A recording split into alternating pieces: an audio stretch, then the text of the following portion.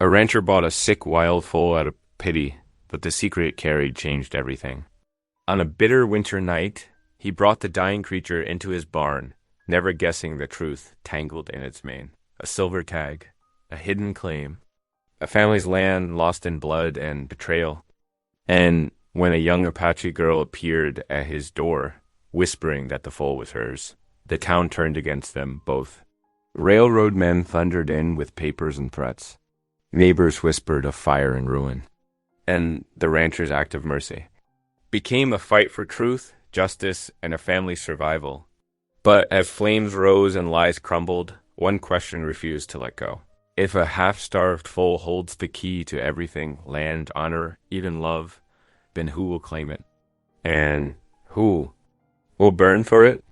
Comment below and tell me where in the world you're joining from. And if this story made you pause for a moment, hit that subscribe button for more the winter wind whistled through the stockyard as Kevin Boone pulled his wool collar higher against the cold. Snowflakes danced in the late afternoon air, dusting. The wooden corrals where cattle and horses huddled together for warmth. The auction would start soon, and Kevin needed replacement stock for his ranch. Same as every year since Martha passed. He stamped his boots on the frozen ground, working feeling back into his toes as he walked the perimeter. Other ranchers nodded. In greeting, their faces ruddy from the biting Colorado wind. The familiar sounds of livestock filled the air. Lowing cattle, stomping hooves, and the occasional whinny of horses. Mighty fine Herefords over yonder, called Jim Turner from the next pen. Reckon they'd do well up in your high country. Kevin touched the brim of his hat in acknowledgement, but kept walking. The prices would be dear this year, and he needed to inspect every animal carefully before bidding. His ranch was too remote. The winter's too harsh for taking chances on weak stock. That's when he saw it. A pitiful sight that stopped him in his tracks. In the corner of the last corral, half buried in mud and trembling violently, lay a foal no more than 6 months old. Its ribs showed clear through a dull, matted coat, and its eyes were glazed with fever. "Don't waste your time on that one," called Billy Matthews with a harsh laugh. "That sorry creature won't last the week." Previous owner couldn't even be bothered to fetch it proper feed before bringing it here. Several other ranchers joined in the laughter, but Kevin couldn't look away from those suffering eyes. The foal reminded him so much of the broken down. Mara and Martha had nursed back to health their first year of marriage. "Any creature deserves a chance," she'd said then, her gentle hands working liniment into the Mare's stiff legs. "The good Lord gave us dominion over his animals, Kevin, and that means showing mercy when we can." The memory of her voice, still so clear after 3 years, made his throat tight. He watched as the foal tried to struggle to its feet, only to collapse again in the mud. "Starting bid on this lot," called the auctioneer, already moving toward the next pen of cattle. $2, Kevin said quietly, earning snickers from the crowd. $2 for the bag of bones, someone muttered. Boone's gone soft in the head since his missus died. No other bids came. The auctioneer's gavel fell with a sharp crack. Sold to Kevin Boone for $2. Next lot, Kevin paid his $2 and grabbed a lead rope from his saddle. It took nearly 20 minutes to get the foal standing, speaking soft encouragement as he worked. The other ranchers drifted away to bid on more promising stock, leaving him alone with the trembling creature. "Easy now," he murmured, running his hands over the foal's bony frame. "We'll get you somewhere warm, get some food in you." The animals. Coat was caked with mud, but underneath he could feel the fine-boned conformation that hinted at good breeding gone to waste. The 3-mile ride home was slow going. Kevin led his horse at a walk, the foal stumbling alongside. Every few hundred yards they had to stop and rest. The snow fell harder as darkness approached and Kevin's worry grew.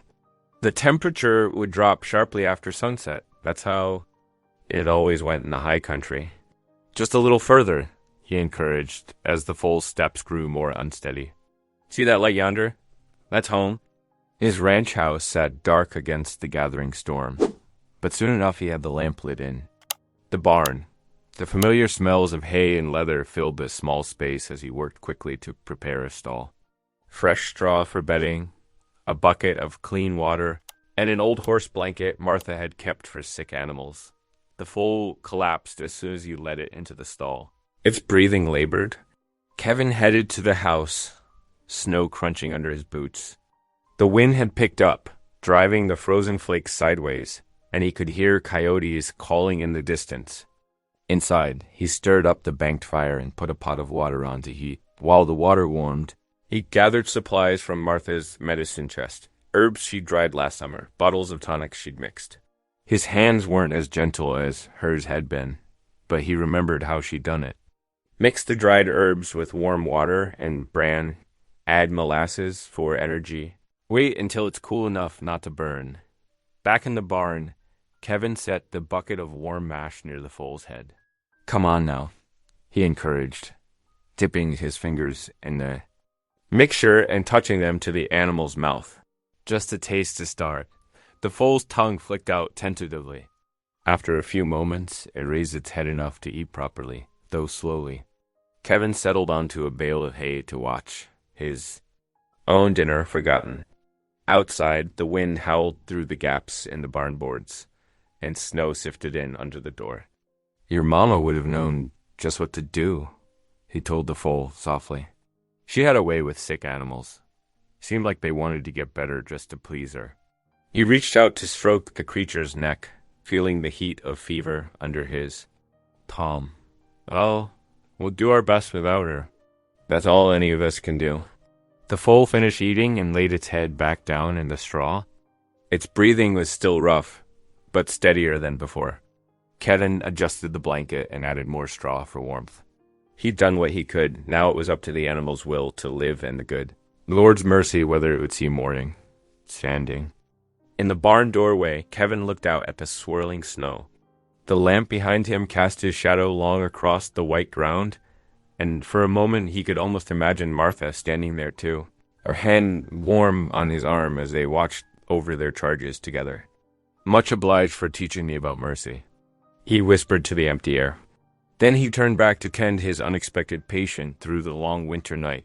The wind continued its mournful song outside. As Kevin settled in for his vigil, he knew the other ranchers thought him foolish, spending $2 and a night's sleep on a creature more likely to die than live. But as he watched the foal's sides rise and fall in the lamplight, he felt more at peace than he had in months. Sometimes the right choice wasn't the sensible. That was something else Martha had taught him. The pale winter sun crept over the mountain peaks. Finding Kevin already awake in the barn, he hadn't slept much, rising every couple hours through the night to check on the foal. Now he knelt in the fresh straw, running his hands over the animal's thin flanks. "Still with us," he murmured.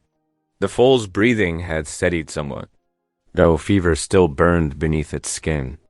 Kevin reached for the rough blanket he'd warmed by the barn's pot-bellied stove. With gentle strokes, he began rubbing the animal's muscles, working to get the blood flowing properly. The foal lifted, its head slightly, dark eyes watching him. There was more awareness there than the night before, which gave Kevin hope. He'd seen too many animals give up during their first night in a warm barn. Sometimes. The change from fighting to survive to being cared for took the fight right out of them. "Let's see about getting some breakfast in you." Kevin moved to the feed room, measuring out a small portion of oats. Martha had always said to start slow with starving animals. Too much food too fast could kill them quicker than hunger. He added warm milk from the morning's milking, stirring until the oats softened. The barn door creaked open, letting in a blast of cold air. Kevin looked up to see Tom Fletcher's bulky frame filling the doorway, snow dusting his heavy coat. "Todd, I'd find you out here," Tom said, stamping his boots. "Wanted to warn you about the weather coming in. Telegraph office got word of a big storm moving down from Wyoming. Could be 3 days of blizzard." "Blizzard?" "Much obliged for the warning," Cuban replied.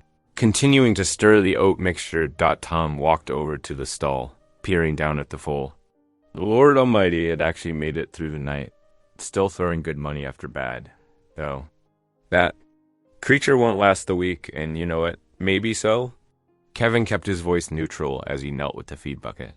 "But while it's breathing, it'll get fed." "Your Martha always did say you had more heart than sense." Tom shook his head. Should have bought those Hereford heifers instead. Could have got 2 good breeding cows for what you'll spend on feed and medicine for this lost cause.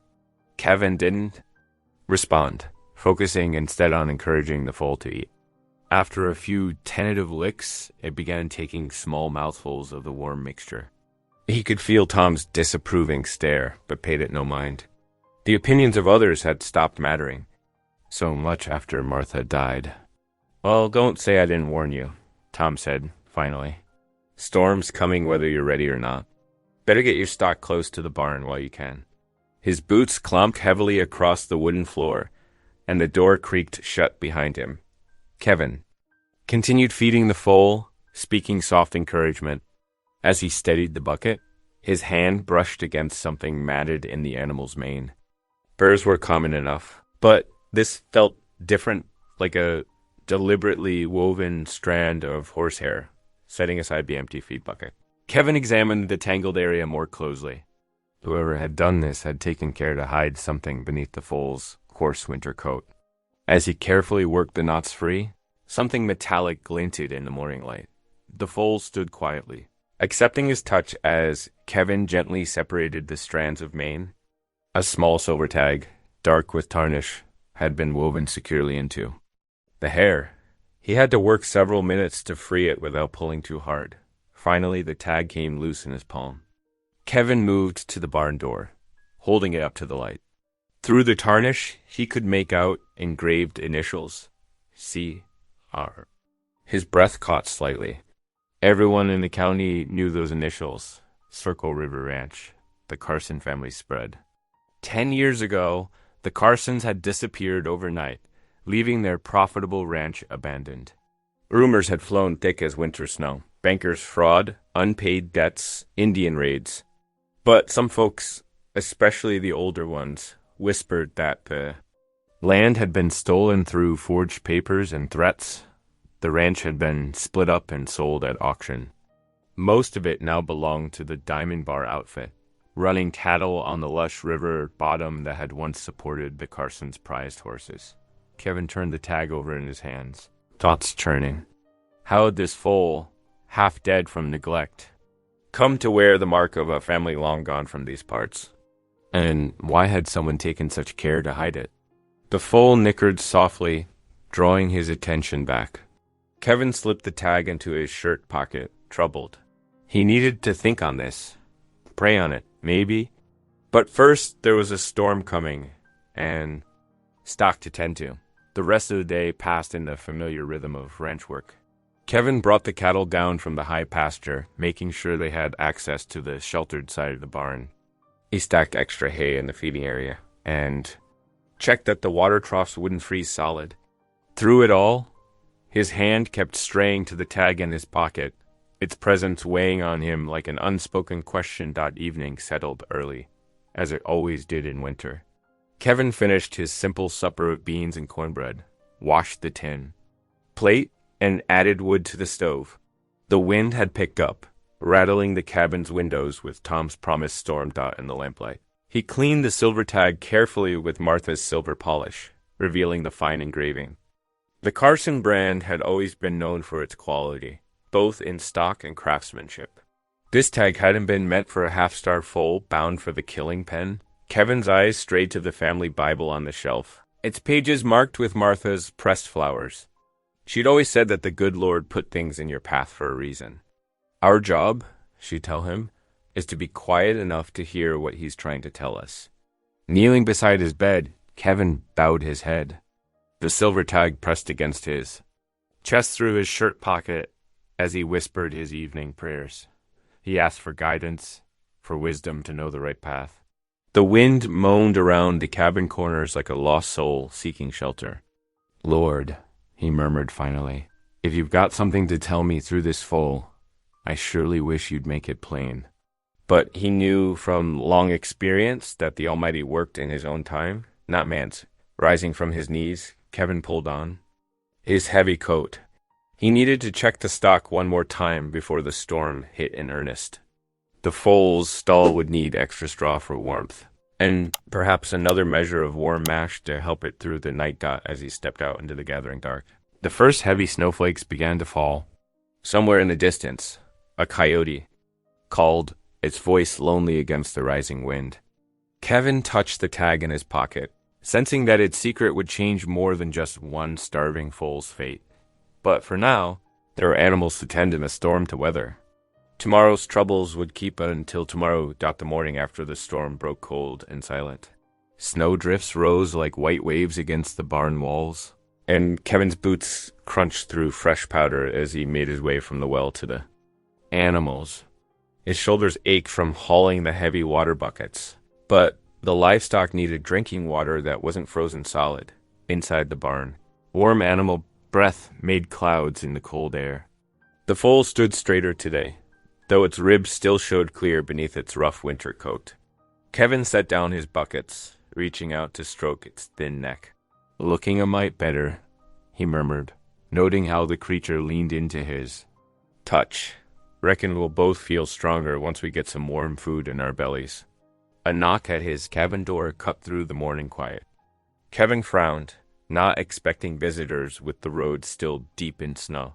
He made his way back through the drifts, snow falling from the roof in clumps as he climbed the porch steps.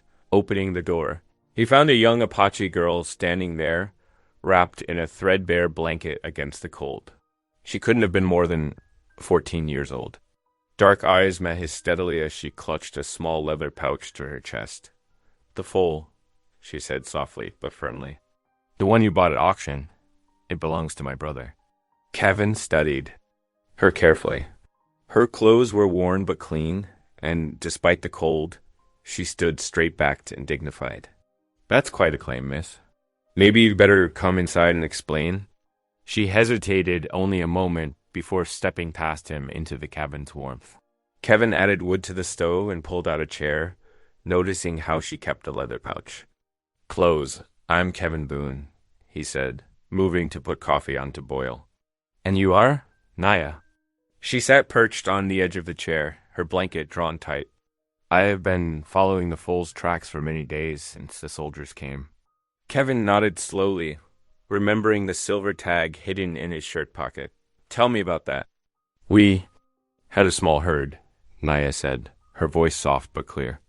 "My brother raised them on grazing land near the old ranch buildings. Then soldiers came, said we had no right to be there. They scattered our horses." Her hands tightened on the pouch. "My brother went to argue with men in town about our rights to graze there. He did not return." The coffee pot began to bubble. Kevin poured 2 cups, setting one before Naya. She wrapped her cold fingers around it gratefully. "These herbs," she said, opening her pouch slightly, "they help heal sick horses. I brought them for the foal."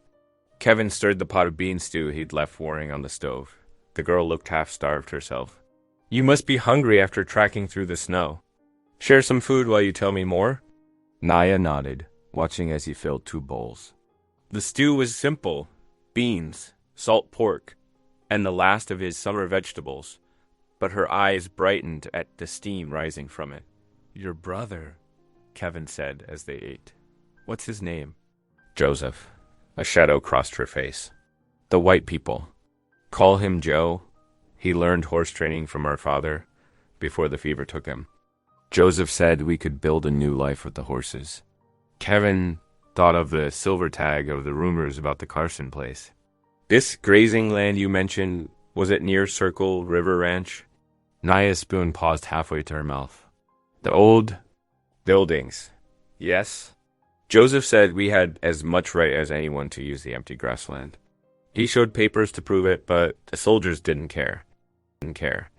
Kevin knew most folks in town would dismiss her story outright. Apache claims to land rarely got a fair hearing, even with papers. But something in the girl's quiet dignity rang true. "The foal," he said carefully. "How can you be sure it's your brother's?" Naya set down her spoon. "I will show you." "It knows me." The sun was lowering toward afternoon when they finished eating. Kevin pulled his heavy coat back on and led the way to the barn. The foal lifted its head as they entered, nostrils flaring at the new scent. Naya approached the stall slowly, speaking soft words in Apache. The foal's ears pricked forward, and it stepped closer to the gate. When she reached out one small hand, the creature stretched its neck to nudge her palm. Kevin watched closely. He'd seen enough horses to know when one recognized a familiar touch. The foal's response was clear. It knew this girl. Naya opened her pouch, bringing out dried leaves that filled the air with a sharp, clean scent.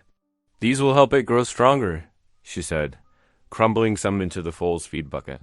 "My grandmother taught me which plants heal." "Your brother," Kevin said quietly. "How long has he been missing?" 12 days. Naya's hand rested on the foal's thin neck. "The soldiers came at sunrise. By sunset, our herd was scattered." 2 days later, Joseph rode to town. He said he would make them understand about the grazing. "Right." Her voice dropped lower. "I have looked for him everywhere." The light through the barn doors had turned golden with approaching dusk. Kevin watched as Naya continued murmuring to the foal, her gentle hands checking its legs and hooves with practiced ease. Whatever else was true, she clearly knew horses. "It's getting dark," he said finally. "Where are you staying?" Naya's shoulders stiffened slightly. "I have a camp in the sheltered valley north of here." Kevin thought of the bitter cold, of a young girl alone in the snow. It went against everything Martha had taught him about Christian charity. But he also knew how the townspeople would react to him harboring an Apache girl. Rumors would fly. Faster than winter wind, the foal nickered softly, pushing its nose against Naya's shoulder. She smiled, the first real smile he'd seen from her, and stroked its forehead.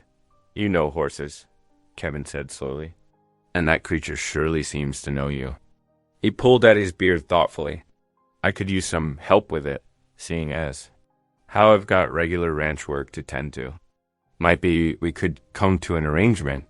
Hope flickered in Naya's dark eyes, quickly hidden. "What kind of arrangement?" "There's a small cabin out back," Kevin said. "Used to house ranch hands before. Times got lean.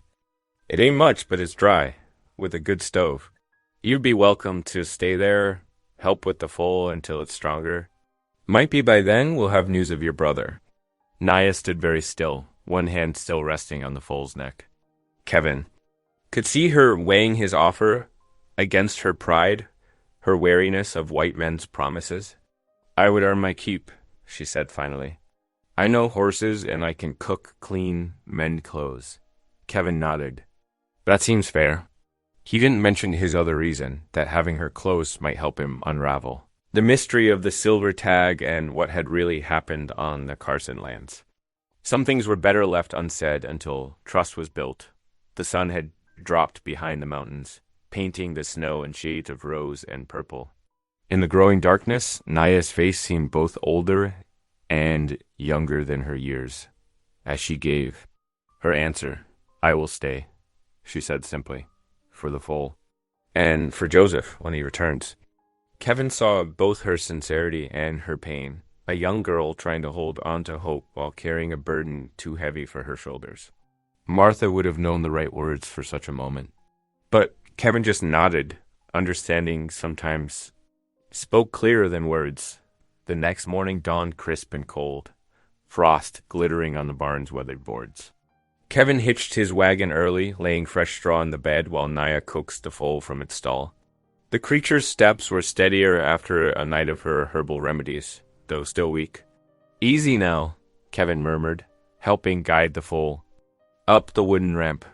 Naya followed, speaking soft Apache words of encouragement. The young horse trembled, but didn't fight, seeming to draw strength from her presence. Kevin wrapped an extra blanket around Naya's shoulders before climbing onto the wagon seat. The morning air bit sharp, carrying wood smoke from distant chimneys. As they rolled down the rutted road toward town, he noticed how Naya kept one hand on the foal, steadying it over bumps while scanning the passing trees with watchful eyes. "Town. Folks might not be too welcoming," he said carefully. "Best stick close." Naya nodded, her face composed. "I am used to their looks." The wagon wheels splashed through half-frozen puddles as they entered the town's main street. Already, people gathered on the plank sidewalks, pointing and whispering. Kevin heard fragments of their words, Apache girl and worthless nag. Carried on the morning wind outside the general store, 3 men stopped their conversation to stare. One spat into the mud. Looks like Boone's gone soft in the head, he drawled, taking in strays. Kevin kept his eyes forward, guiding the wagon toward the livery stable. He felt Naya stiffen beside him, but admired how she held her head high, refusing to show fear. The livery owner, Dan Matthews, emerged from his office as they pulled up. His weathered face creased with disapproval. "What's all this, then, Boone?" "Need to stable the foal for an hour," Kevin said, climbing down. "Got business at the courthouse." "With her?" Matthews jerked his chin toward Naya. "The girl knows horses better than most," Kevin replied evenly, "and she's got a rightful claim to hear." More townspeople gathered as Kevin helped Naya lead the foal into an empty stall. Whispers rippled through the growing crowd. A woman pulled her children closer as they passed, as if wildness might be catching. "Ain't natural," someone muttered. Apache girl claiming white folks' property. Kevin positioned himself between Naya and the onlookers as they walked toward the courthouse. The building rose 2 stories high, its white paint peeling, American flag hanging limp in the still air. Inside, the wooden floors creaked under their boots. Judge Amos Hall sat behind his desk, wire-rimmed spectacles perched on his nose as he reviewed papers. He looked up as they entered, eyes sharp despite his advanced years. "Kevin Boone," he said, setting down his pen. "What brings you to my office this morning?" Kevin removed his hat, producing the silver tag from his pocket.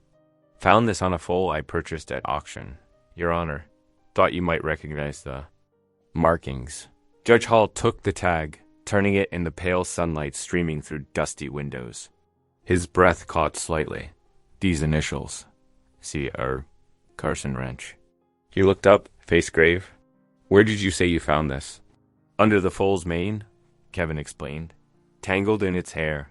He gestured to Naya. "This here is Naya. Says the foal belonged to her brother's herd, before soldiers scattered them from grazing land near the old Carson place." The judge studied Naya with careful consideration. "That land's been empty since the Carson family tragedy, near 15 years past. Terrible business."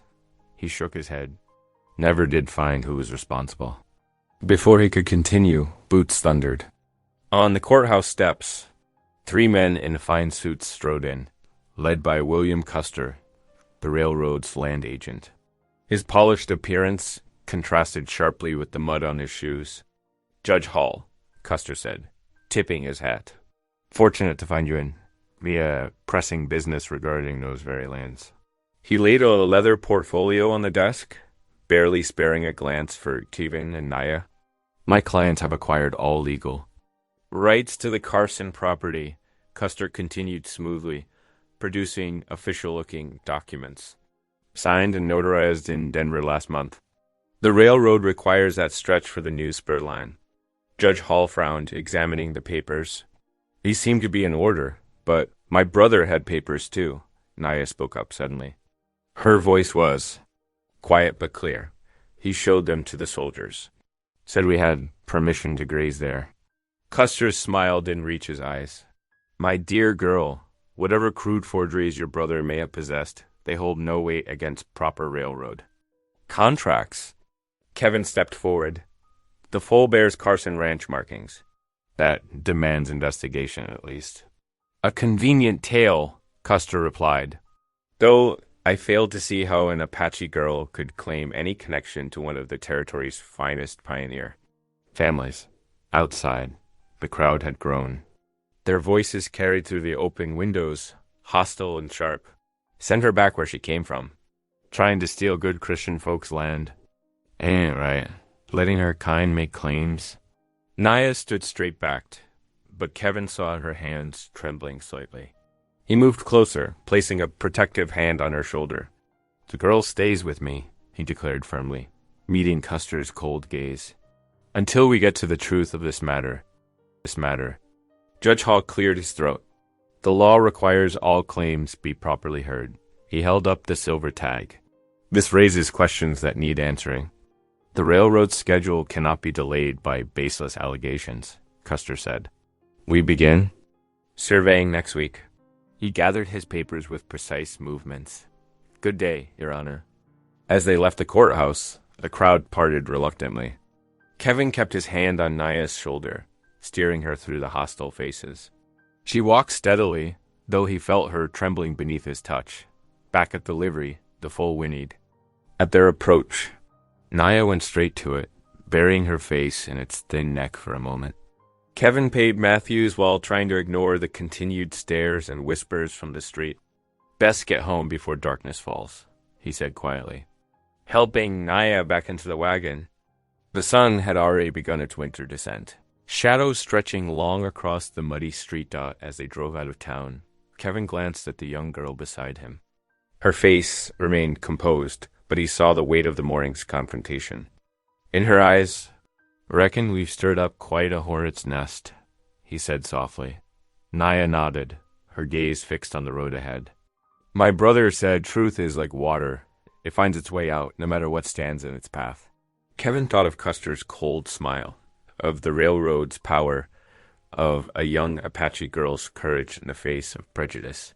He clicked to the horses, turning them toward home and whatever trouble tomorrow might bring. The snow fell in thick, silent curtains, transforming Kevin's ranch into a world of white. Morning chores took twice as long now, but he didn't mind. Having Naya there made the work feel lighter somehow, even as winter tightened its grip on the high country. Like this, Kevin demonstrated, showing her how to mix the special feed for. Their recovering charge oats first, then the warmed milk, just enough to make it soft. He watched as Naya carefully measured the portions, her movements precise and gentle. The foal stall was warm with fresh straw, and Kevin had hung extra lanterns to chase away the shadows. Though still weak, the animal lifted its head at their approach, nickering softly. "She knows your voice now," Naya said, smiling as she set down the feed bucket. Her small hands moved with practiced ease over the foal's coat, checking for tender spots and smoothing tangles from its mane. "My people believe animals remember kindness in their bones." Kevin leaned against the stall door, watching them. "Reckon that's true enough. My Emma used to say the same about horses, that they carry memories deeper than most folks think." Naya glanced up at the mention of his wife's name. It was the first time he'd spoken it aloud in months. The silence stretched between them, comfortable, as an old blanket. Later that evening, as snow piled against the window panes, Kevin stirred the stew bubbling on the cook stove. The kitchen was warm and bright, filled with the scent of sage and beef. Naya sat at the rough-hewn table, carefully grinding herbs she'd brought in her medicine pouch. "What's that you're singing?" Kevin asked, noticing her soft humming as she worked. "A healing song," she replied. "My grandmother taught it to me. It asks the spirits to give strength to weak bodies and hope to tired hearts." Kevin nodded, serving up 2 bowls of stew.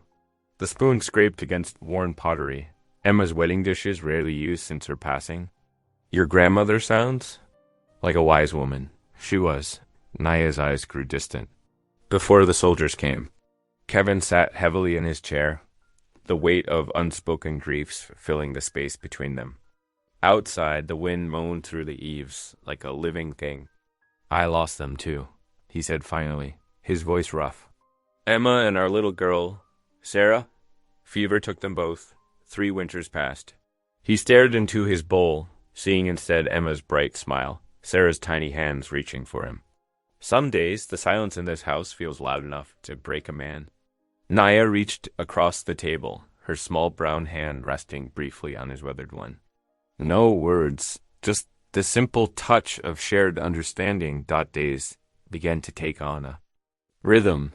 Each morning, they would trudge through the snow to the barn, where the foal waited. Kevin showed Naya how to check its hooves for problems, how to brush its coat to stimulate blood flow. She taught him Apache words for different herbs, and the proper way to sing prayers over sick animals. "My brother would be glad," she said one morning, watching the foal nibble at fresh hay. He always said animals need medicine for their spirits. As much as their bodies, the foal was gaining strength. Its ribs still showed, but its eyes were brighter, and it could stand for longer periods. Kevin found himself marking progress in small victories. The first time it finished a full bucket of feed. The day it managed to walk the length of the barn without stumbling. Every few days, they hitched up the wagon and made the cold journey. Into town for supplies, Kevin noticed how the reactions were changing. Some folks, like Sarah Miller at the general store, had started to smile and nod when they passed. She even slipped extra peppermint sticks into their packages, winking at Naya. Others weren't so kind. Outside the feed store, Kevin overheard Walt Spencer muttering to his cronies, "Ain't natural, him taking up with that Indian girl. Man's lost his mind since his wife passed. Heard, he's letting her practice heathen medicine on his stock," another added. Next thing you know, she'll have him dancing around fires and such. Kevin's jaw tightened, but he kept loading his wagon. Naya, who had surely heard every word, maintained her dignity. Checking their supply list with careful concentration on the ride home, she finally spoke. "They fear what they do not understand." Kevin clicked to the horses, considering her words. "Reckon? That's true of most folks. Fear makes people mean sometimes. Don't make it right, though." Back at the ranch, February settled in like a persistent houseguest. The days were still short, but Kevin noticed they didn't feel as empty anymore. The house had begun to absorb new sounds. Niaya's soft singing as she worked, the click of her beadwork by the fire in the evenings, her quiet laughter when the foal tried to chew her hair. One night, after a long day of ranch work, Kevin found himself telling Naya about how he met Emma. She was teaching at the schoolhouse in town, he said, smiling at the memory. "First time I saw her, she was standing in the doorway with the morning sun behind her, looking like an angel in a calico dress." Naya listened intently as he described their courtship, their simple wedding, the joy of Sarah's birth. It surprised him how easily the stories came now, like water from a spring long thought dry. "Your wife had a good heart," Naya said, when he finished. "Like you." Kevin cleared his throat, suddenly gruff with emotion. "Well, somebody's had to keep that foal of yours healthy. Speaking of which, better check on her before turning in." They found the foal standing steady in its stall, steam rising from its coat in the lantern light. Naya began her evening song, the Apache words flowing like water over stones. Kevin closed his eyes, letting the unfamiliar melody wash over him. In that moment, the barn felt almost like a church, a place where different kinds of faith could meet in peace. Later, watching smoke curl up from the chimney into the star-filled night, Kevin realized something had shifted. The ranch no longer echoed with absence. Instead, it had begun to pulse with new life. Like a heart learning to beat again after a long winter's sleep, the foal's slow recovery seemed to mirror something happening in both of them, a gentle mending. Of old wounds, a cautious opening to new possibilities. Not replacement of what was lost, but perhaps the start of something different. Something that might, in its own way, begin to fill the empty spaces grief had left behind. The Sunday morning. Dawn crisp and clear. Sunlight glinting off fresh snow. Kevin stood before the clouded mirror in his bedroom, fumbling with his tie. It had been weeks since he had last attended church, longer still since he had cared about his appearance. But today felt different. "Naya?" He called down the hallway. "Best get ready. Service starts in an hour." He heard her soft footsteps pause. "Are you certain I should come?" Kevin adjusted his collar, remembering Emma's gentle hands performing the same task years ago. "Preacher Reed always says the Lord's house is open to all. Besides," he added, "about time folks see us as we are." Naya appeared in her best dress, the one Kevin had bought from the general store last week. Her long black hair was neatly braided, tied with a ribbon. She carried herself with quiet dignity, though Kevin noticed her fingers working nervously. At her sleeve, the wagon wheels creaked through packed snow as they made their way toward town. Their breath frosted in the morning air, and Kevin had wrapped them both in thick blankets. The church bell tolled across the valley, calling the faithful. The faithful. "My people have different ways of prayer," Naya said softly as the white steeple came into view. "But the Great Spirit is the same, I think," Kevin nodded, guiding the horses around a bend. Reckon you're right about that. God's bigger than any building we put him in. The churchyard was already filling with wagons and buggies when they arrived. Kevin helped Naya down, conscious of the stares from folks gathering on the steps. Sarah Miller gave them a warm smile, but others turned away, whispering behind gloved hands. Inside. The church was warm with wood stove heat and morning sun streaming through frosted windows. Kevin led them to a pew near the back, where his family had always sat. The familiar smell of pine boards and hymnal pages brought a rush of memories, Emma's voice raised in song. Little Sarah sleeping against his shoulder during long sermons. Preacher. Reed stood at the pulpit, his weathered face serious as he surveyed his congregation. His eyes lingered on Kevin and Naya, but there was no judgment in his gaze, only thoughtful consideration. The service began with Amazing Grace, the old hymn, filling the small church. Naya listened intently, her head slightly tilted. By the third verse, she was humming softly along, picking up the melody with natural ease. When Preacher Reed opened his Bible, the rustle of pages settled into expectant silence. Today, he announced, his voice carrying to the rafters, we examine the nature of mercy. His sermon wove through Scripture like a skilled tracker, following signs. He spoke of the Good Samaritan, of Christ's command to love one's neighbor, of God's mercy extending to all peoples. Several times, his gaze found Kevin and Naya using their presence to underscore his points without directly naming them. Mercy, he declared, ain't just feeling sorry for somebody. It's doing something about it. It's reaching across what divides us, be it fences or fear or old hurts, and seeing God's image in every face. Mrs. Fletcher, Tom's wife, shifted uncomfortably in her front pew. Several other prominent ranchers' wives looked equally unsettled.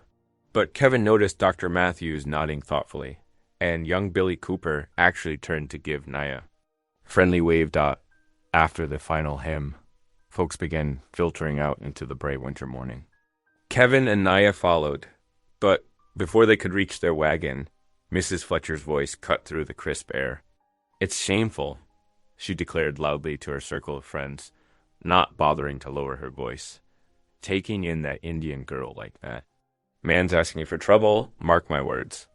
Next thing you know, his reputation will be ruined completely. Naya's spine straightened, her chin lifting slightly. Without a word, she walked past the gossiping women, every step measured and graceful. Kevin followed, fighting down anger at their cruel words.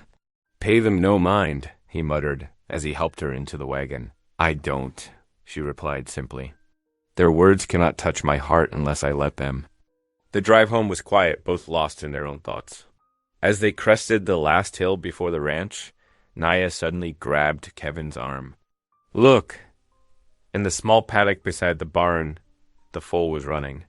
Not the weak stumbling of previous days, but actual cantering, its spindly legs finding strength and sureness. The winter sun caught its coat, showing how the dull hair had begun to shine with health. Kevin to a stop, watching in wonder. The foal completed another circuit, then noticed them and trotted over, nickering a greeting. Its eyes were bright, its head held high. A smile spread across Kevin's face, the first real one. He realized since Emma and Sarah's passing. It felt strange, like exercising a long unused muscle, but good. That evening, as they sat down to supper, the smile lingered. Kevin watched Naya set the table, Emma's old china handled with care, everything in its proper place.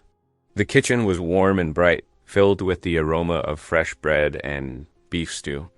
Never thought I'd see Hope again, he said suddenly, surprising himself with the words. After losing them, felt like everything good had gone out of the world. Naya paused in, serving the stew, her dark eyes understanding. Hope is like prairie. Grass, she said softly. Even when fire burns it down to earth, roots stay alive beneath. When rain comes, it grows again. She ladled stew into his bowl, then added, Thank you for giving me shelter here.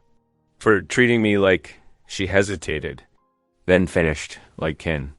Kevin bowed his head, emotion making his throat tight. Silently, he prayed, asking God if this strange new family, this unexpected blessing, was his answer to years of lonely prayers. The quiet kitchen seemed to hold its breath, waiting. Finally he looked up, meeting Naya's patient gaze. "Reckon? We're both finding shelter here," he said gruffly. "Now eat your stew before it gets cold." Outside, the foal's occasional whinny drifted from the barn, strong and clear in the gathering dusk. Inside, lamplight gleamed on Emma's china, on Naya's. Dark hair on Kevin's weather-lined face. The kitchen felt full of something that had been missing for too long. Not just hope, but the warmth of belonging. The March morning dawned bright and clear. Winter's grip finally loosening its hold on the Colorado high country. Patches of bare. Earth emerged from beneath melting snow, and the air carried the first hints of spring warmth. Kevin stood at his bedroom window, watching sunlight catch the remaining ice crystals, making them sparkle like scattered diamonds across his pasture. He adjusted his best shirt collar. Checking his reflection in the small mirror, the clothes felt stiff and formal after months of ranch wear, but today's hearing at the courthouse demanded proper attention. His fingers traced the silver tag in his vest pocket, its weight both physical and symbolic. "Naya?" he called, hearing movement. In the kitchen below. "You about ready?" She appeared in the doorway, wearing her good dress and clutching a small leather pouch that contained her brother's few remaining possessions, proof of their connection to the disputed land. Her face was composed, but Kevin noticed how she twisted the pouch's drawstring between her fingers. "What if they don't believe me?" she asked softly. Kevin crossed the room and placed steady hands on her shoulders. "Truth got a way of making itself known," he said. "Just tell your story plain and clear, like you told me that first night." They ate a quick breakfast of cornbread and coffee, both too nervous for much appetite. Outside, the morning sun had warmed the air enough that their breath no longer frosted. Kevin hitched the wagon while Naya checked on the foal one last time. The young horse had grown strong over the winter months, its coat now gleaming with health as it pranced around its paddock. "He knows something's happening today," Naya said, scratching the foal's forehead. "He feels the change coming." The wagon wheels cut through melting snow and mud as they made their way into town. Other buggies and riders converged on the main street, word of the hearing having spread through the territory. Kevin helped Naya down from the wagon, conscious of the many eyes watching them. The courthouse was already crowded when they entered, smelling of damp wool coats and wood smoke from the pot-bellied stove in the corner. Judge Hall sat behind his heavy oak desk, his face inscrutable as he shuffled through papers. Railroad agent William Custer and his lawyers occupied one side of the room, their expressions tight with barely concealed irritation. "Quite a turnout," Kevin murmured, noting familiar faces from church and town. Dr. Matthews gave them an encouraging nod, while Mrs. Fletcher sniffed and turned away. Even Tom Fletcher had shown up, standing at the back with his arms crossed. Judge Hall rapped his gavel, bringing the murmuring crowd to silence. "This hearing will come to order," he announced, his voice carrying authority despite its age-worn rasp. "We're here to examine evidence regarding disputed land claims in the Eastern Valley section." Kevin felt Naya's shoulder tense against his arm as Custer's lawyer rose first, presenting their railroad deeds with flourishing confidence. The man spoke of progress, of civilization's march westward. His words smooth as creek stones, but just as cold. When it was their turn, Kevin stepped forward. His work-roughened hands carefully withdrew the silver tag from his vest pocket, holding it up so it caught the morning light streaming through the courthouse windows. "Your Honor," he began, his voice steady despite his racing heart. "This tag was found beneath the mane of a foal I purchased at auction this past winter. The initials matched those of the Martinez family, who worked that valley land before the railroad came through." A murmur rippled through the crowd. Judge Hall leaned forward, adjusting his spectacles as Kevin placed the tag on his desk. The old judge examined it carefully, turning it over in his hands. "And how does this connect to your young companion?"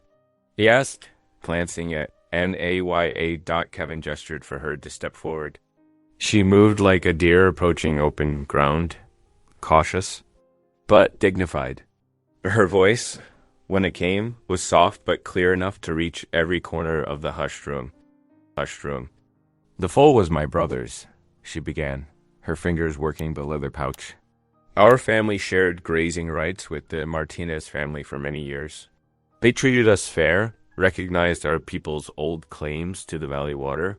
She withdrew a faded letter from the pouch, carefully unfolding it. This paper shows their agreement with my father. Judge Hall accepted the document, his bushy eyebrows rising as he read.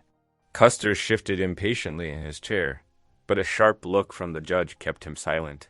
My brother Miguel disappeared after soldiers scattered our herd, Naya continued, her voice catching slightly.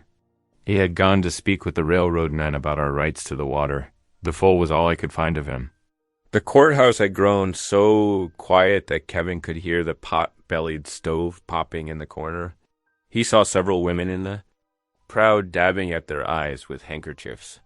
Even Tom Fletcher's stern expression had softened somewhat. Your Honor, Custer interrupted, standing abruptly. This is nothing but a child's tale. Our deeds are properly filed, our claims legally sound. Mr. Custer, Judge Hall cut him off, his tone sharp as a winter wind. I'll thank you to wait your turn. The old judge studied the documents before him, then looked up at Naya. Young lady, your brother's disappearance. Have you any proof of his business with the railroad? Naya reached into her pouch one final time, producing a crumpled telegram. He sent this the day before he vanished. It speaks of meeting railroad men about water rights. A fresh murmur swept the crowd as Judge Hall examined the telegram. Kevin watched the judge's face carefully, seeing the moment when decision settled in his eyes. This evidence, Judge Hall announced, rising to his feet, warrants a full investigation of all claims to the disputed lands. I hereby order a stay on any railroad development in the Eastern Valley until such investigation is complete. The courthouse erupted in cheers and exclamations. Kevin felt Naya's hand slip into his, squeezing tight. Custer and his lawyers huddled. Together, their faces dark with anger, but Kevin barely noticed them. He was watching Naya's face, seeing hope bloom there like the first spring flowers pushing through melting snow. They accepted congratulations from well-wishers as they made their way out of the courthouse. Even Mrs. Fletcher managed a grudging nod as they passed. The morning sun had climbed high, turning puddles into mirrors that reflected the bright sky. First step toward justice, Dr. Matthews said, clapping Kevin on the shoulder. You done right by her, Boone. The drive home seemed shorter somehow, the wagon lighter despite the muddy road. They spoke little, both still processing the morning's events. As they crested the final hill, the foal's greeting whinny carried across the melting fields. That evening, Kevin built up the kitchen fire while Naya mixed biscuit dough. The familiar domestic routine felt different now, charged with quiet celebration. When the biscuits were done, golden brown and steaming, they sat down together at the kitchen table.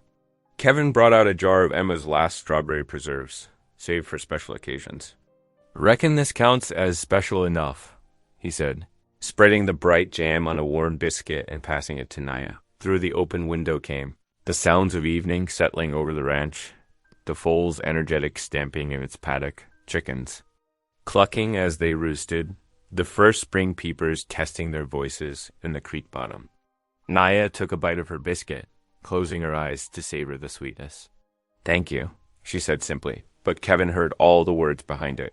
Thank you for believing, for standing beside me, for making space in your life for my truth. We ain't done yet, he reminded her, reaching for another biscuit, but it's a good beginning. They ate in comfortable silence as darkness gathered outside, the kitchen warm with lamplight and hope. From the barn came another happy whinny, as if the foal too celebrated. Their first real step toward justice thought the celebration of their courthouse victory made the evening feel warmer than usual.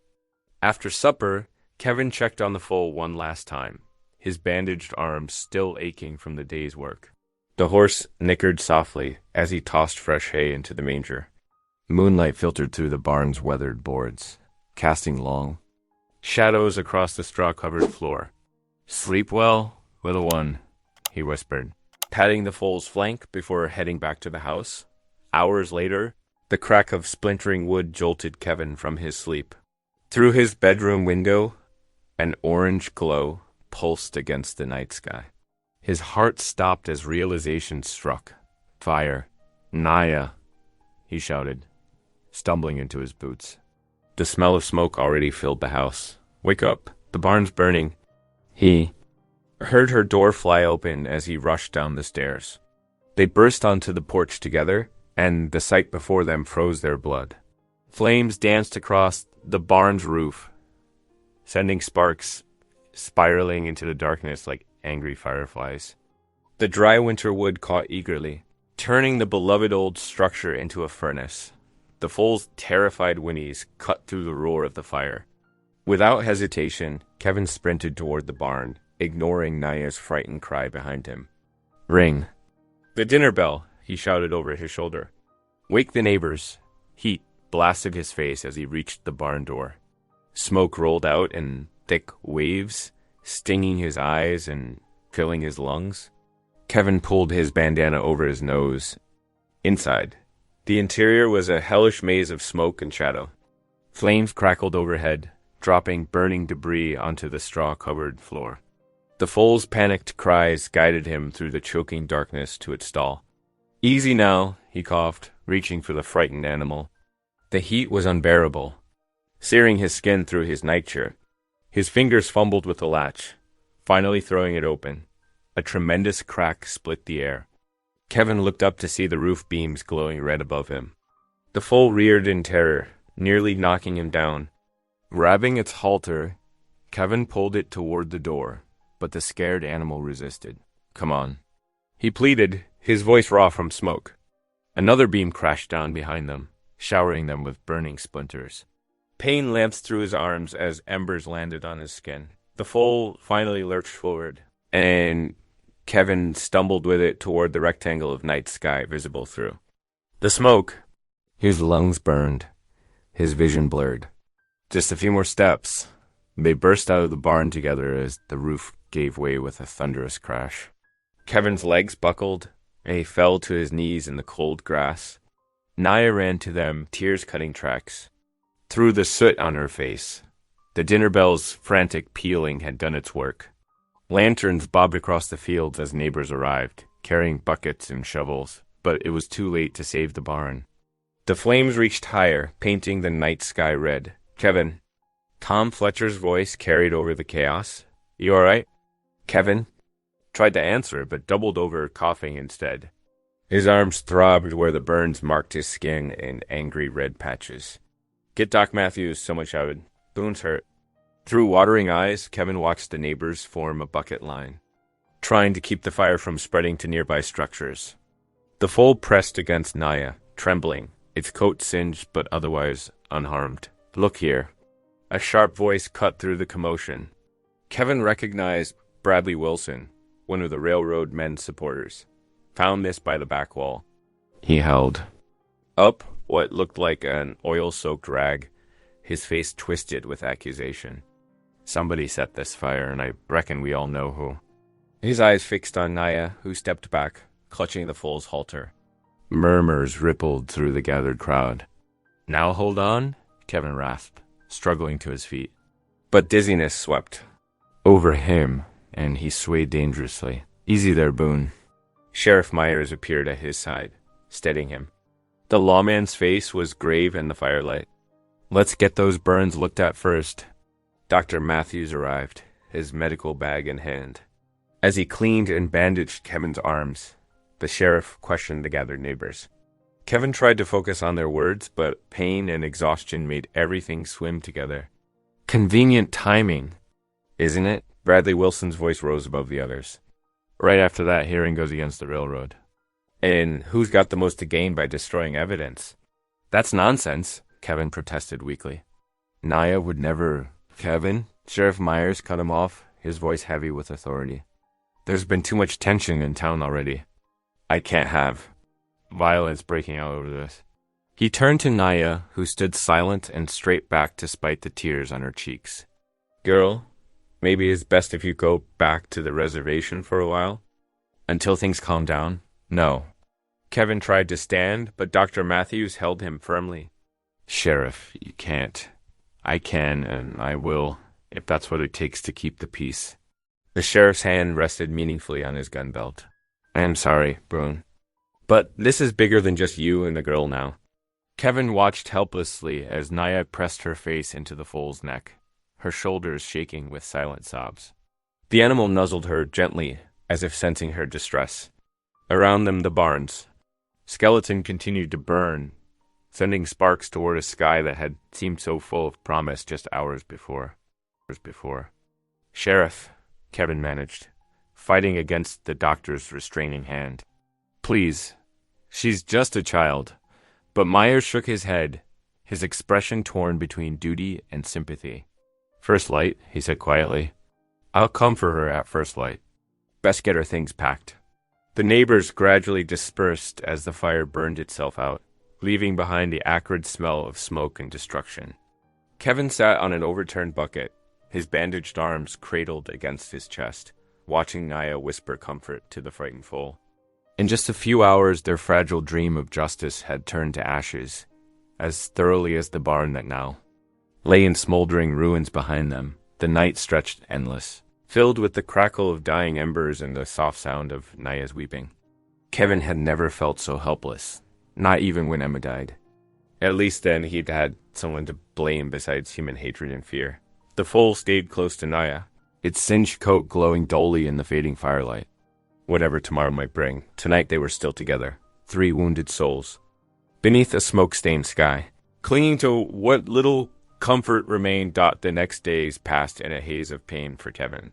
Every movement sent fire racing through his burned arms. Even breathing hurt, his lungs still raw from the smoke. He lay in his bed, drifting between fevered sleep and aching consciousness while outside his window. Wisps of smoke still rose from the barn's blackened bones. Naya proved herself a devoted nurse. She changed his bandages twice daily, her small hands gentle as she cleaned the angry red burns.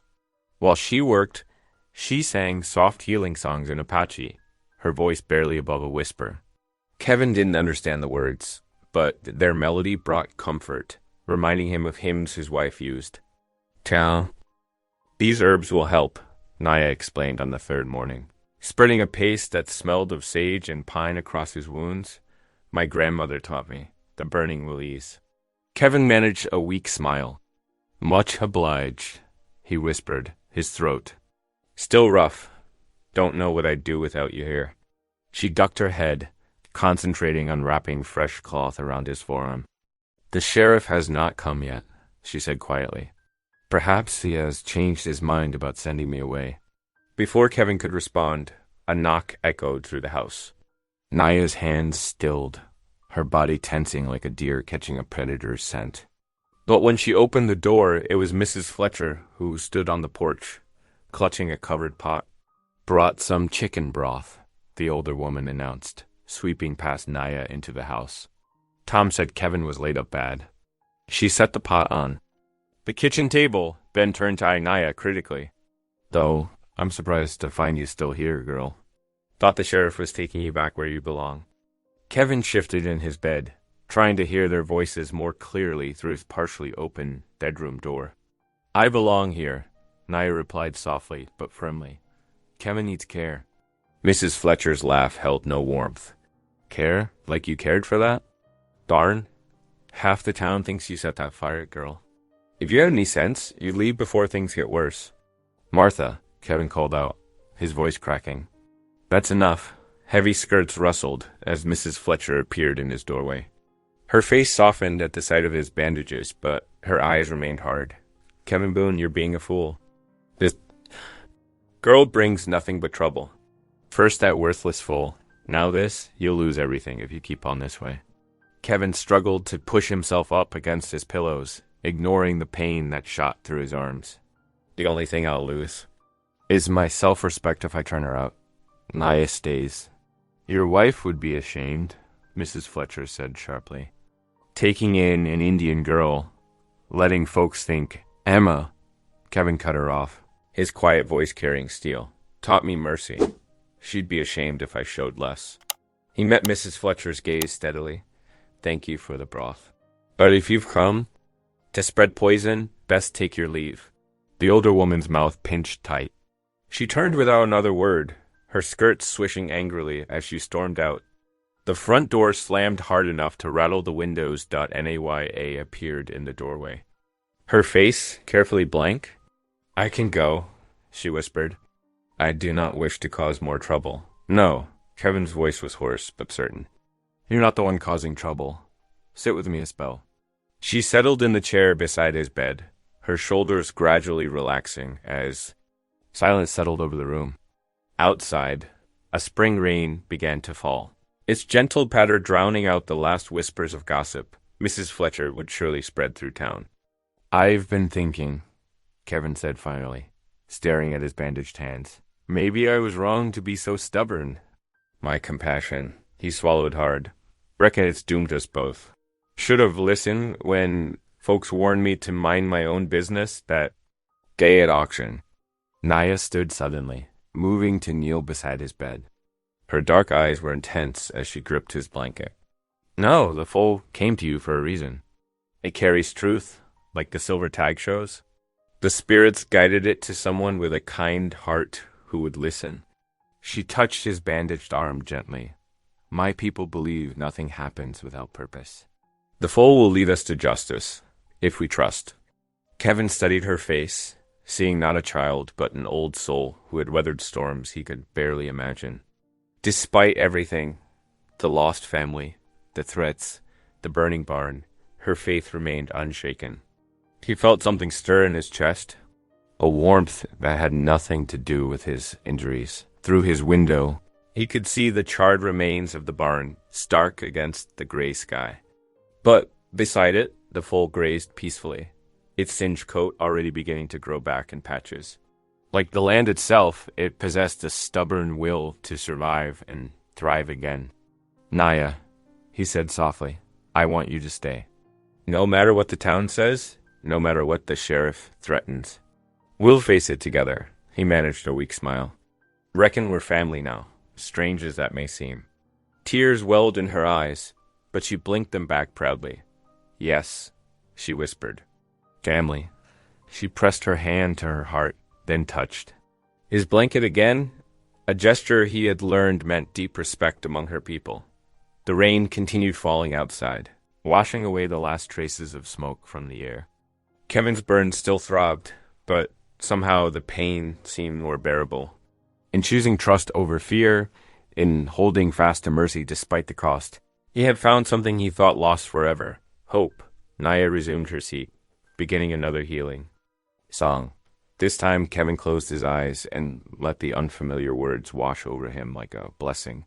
Whatever storms lay ahead, they would weather them together.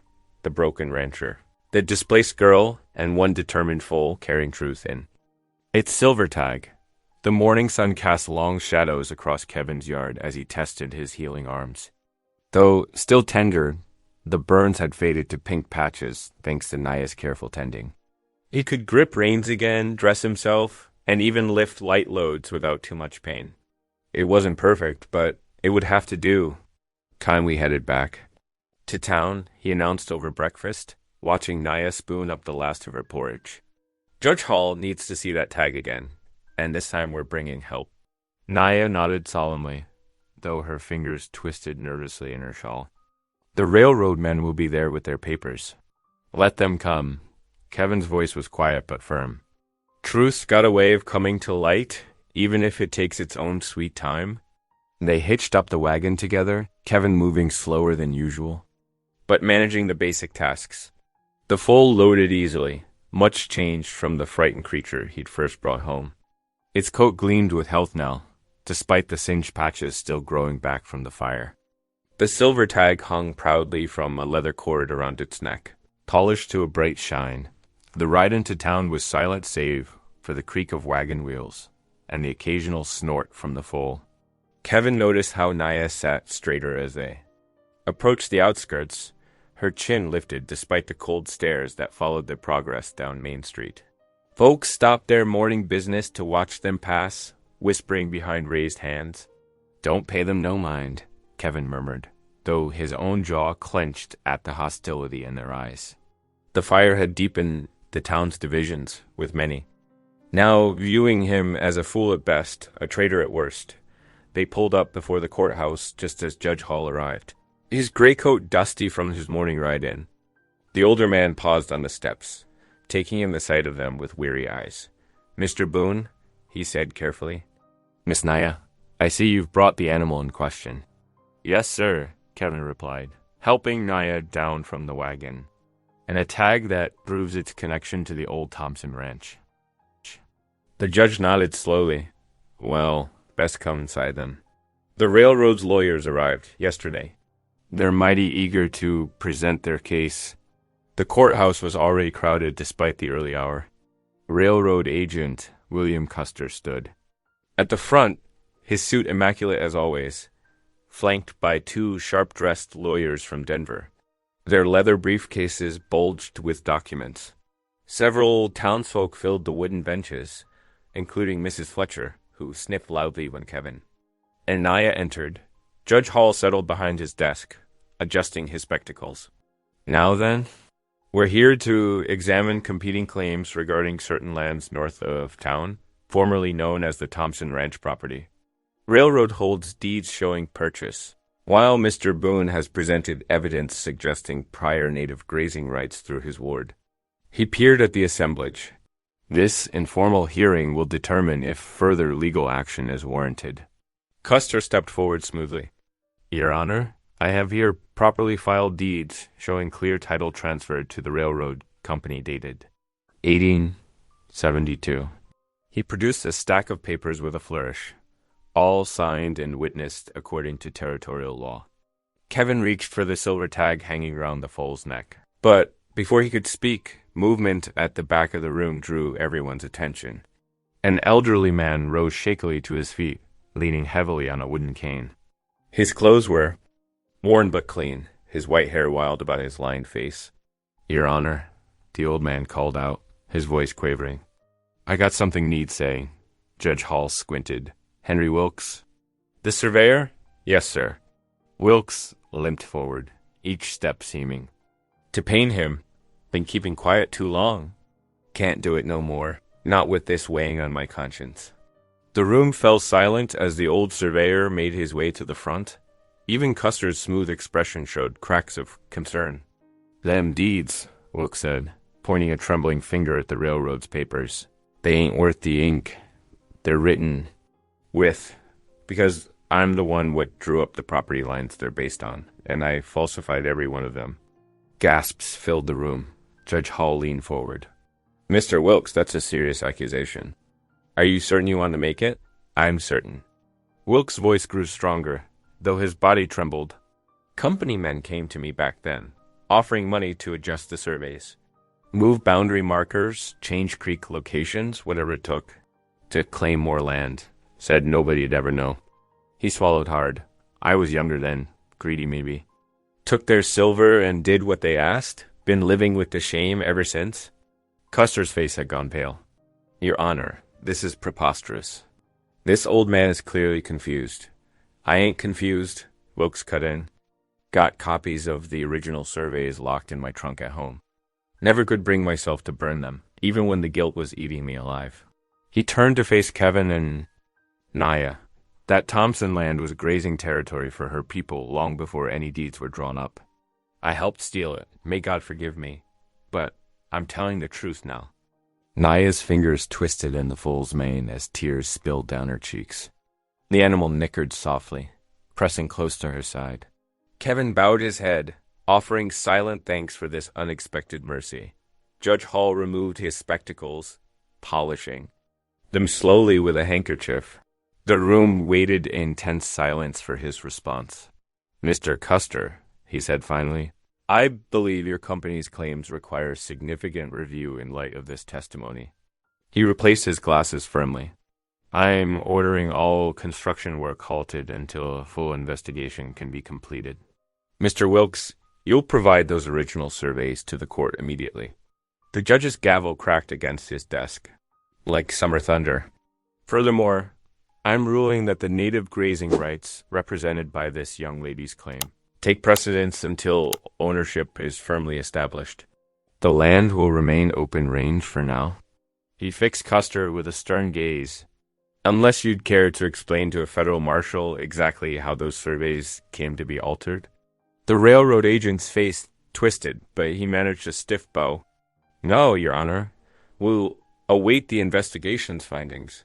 He gathered his papers with sharp movements, then stalked from the courthouse, his lawyers scurrying after him. Wilkes sagged, looking decades older now that his burden was lifted.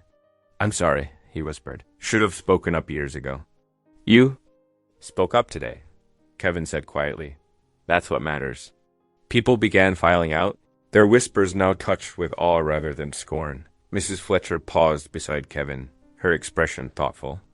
Well, she said slowly, reckon there's more to this than meets the eye. She nodded briefly to Naya before departing.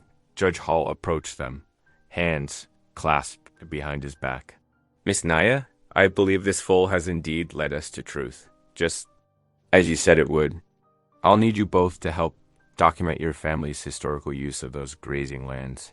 Yes, Your Honor, Naya replied softly.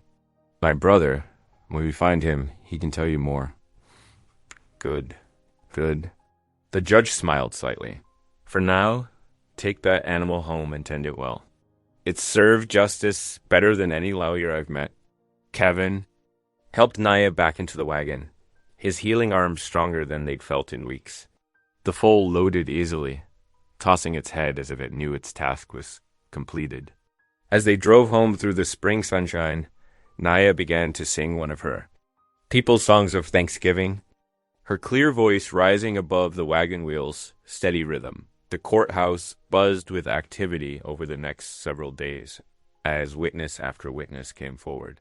Kevin's throat grew hoarse from retelling his story, while Naya spoke with quiet dignity about her people's connection to the land.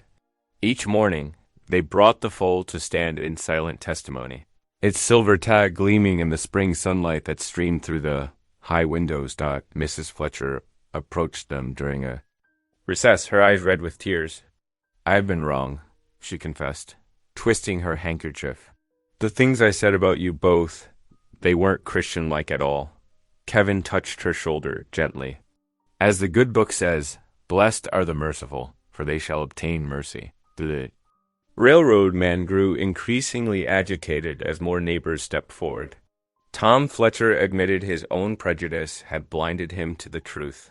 Even the general store owner spoke up about suspicious men asking questions about Kevin's ranch. That evening, Sheriff Myers rode out to Kevin's property.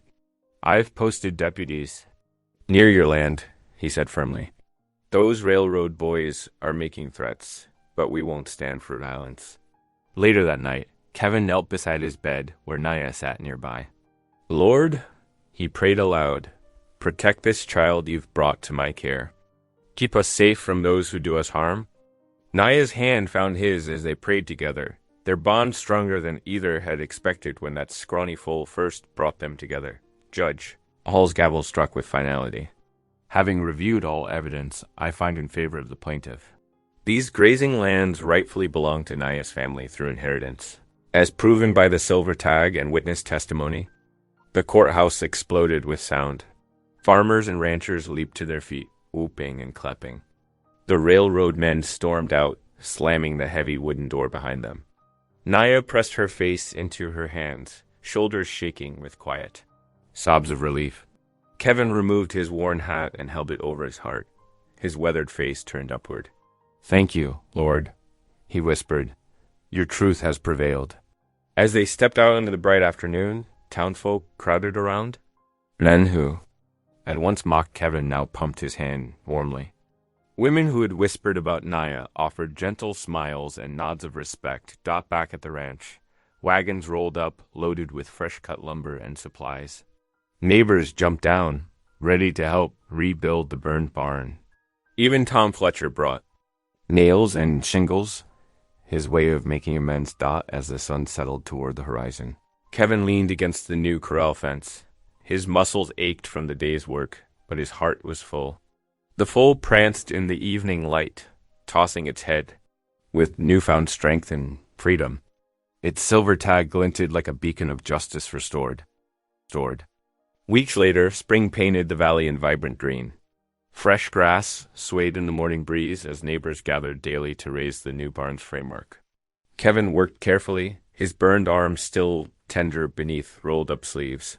Beside him, Naya's clear voice lifted in Apache songs that seemed to make the work lighter. The foal, growing stronger each day, kicked up its heels in the corral, its coat gleaming with health. Kevin paused, leaning on a sawhorse, marveling at how his simple act of mercy had blossomed into something so much more. That Sunday, Preacher Reed welcomed Naya to the pulpit. She stood straight and proud, speaking softly about forgiveness and healing. Weathered faces in the pews streamed with tears. Kevin rose to stand beside her, his voice firm as he declared, "She's my family now." The little church filled with thunderous applause. Echoing off the wooden beams above golden sunlight poured through the window as Kevin and Naya sat at the worn ranch table. The lamplight cast warm shadows across bowls of steaming beans and fragrant stew. Fresh-baked bread filled the air with its homey scent. Outside, crickets chirped their evening song. Tom and Sarah Fletcher shared stories from their youth, their laughter mixing with others who'd come to celebrate the barn raising. Through the window, the foal rested peacefully in fresh straw, its contentment visible in half-closed eyes. Kevin reached across the table and clasped Naya's small hand in his weathered one. His voice was thick with emotion as he spoke. "Reckon I don't feel the empty spaces anymore. God's filled this house, right?" Naya's eyes sparkled in the lamplight. "Shiji," she said softly, using the Apache word for uncle. The simple word carried the weight of belonging. They bowed their heads together, Kevin's voice steady as he offered thanks. "Lord, we're grateful for second chances in the family you've given us." As if in answer, the foal's gentle nicker drifted. Through the window, a peaceful sound of hope restored. The evening air carried the promise of better days ahead. If today's story reminded you of the quiet strength of love, I'd love to see you again. Subscribe, and tomorrow we'll meet right here, where love speaks softly and stays.